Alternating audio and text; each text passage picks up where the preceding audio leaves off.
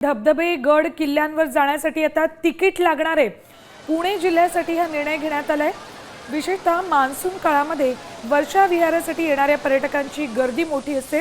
अनेक पर्यटक सुरक्षेचे नियम तोडतात, हुल्लडबाजी करतात आणि यामुळे दुर्दैवाने अनेकांना जीव गमवावा लागतो।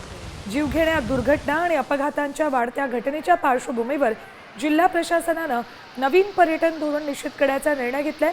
यापूर्वीच्या घटना पर्यटन स्थळांवर असणाऱ्या त्रुटीचा अभ्यास करून धोरण ठरवण्यात आले। त्यानुसार पर्यटन स्थळांवर आता तिकीट आकारण्यात येणार आहे। अपडेट्स घेऊयात आमचे प्रतिनिधी अक्षय बडवे यांच्याकडून।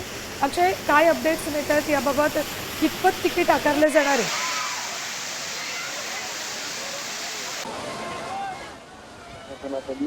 पर्यटन धोरण जे आहे ते आखण्याचे निर्देश जे आहेत ते जिल्हाधिकारी यांच्याकडून देण्यात आले होते आणि त्यानंतर आता पर्यटन स्थळावर पर्यटकांची संख्या देखील निश्चित केली जाणार आहे आणि त्याचसोबत आपण जर पाहिलं तर पर्यटनाच्या ठिकाणी जाण्यासाठी काही शुल्क जे आहे ते देखील आकारले जाणार आहे।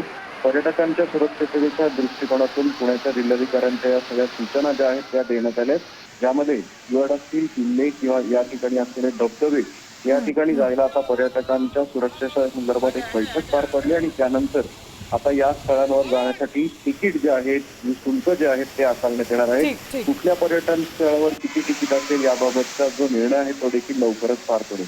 ठीक आहे, एकंदरीत तिकीट जरी आकारलं जात असलं पर्यटकांच्या सुरक्षेसाठी, तरी या ठिकाणी सुरक्षा रक्षकही जरा जास्त प्रमाणात असणं यावरही आता प्रशासनाने भर द्यायला हवा। धन्यवाद अक्षय संपूर्ण माहितीसाठी।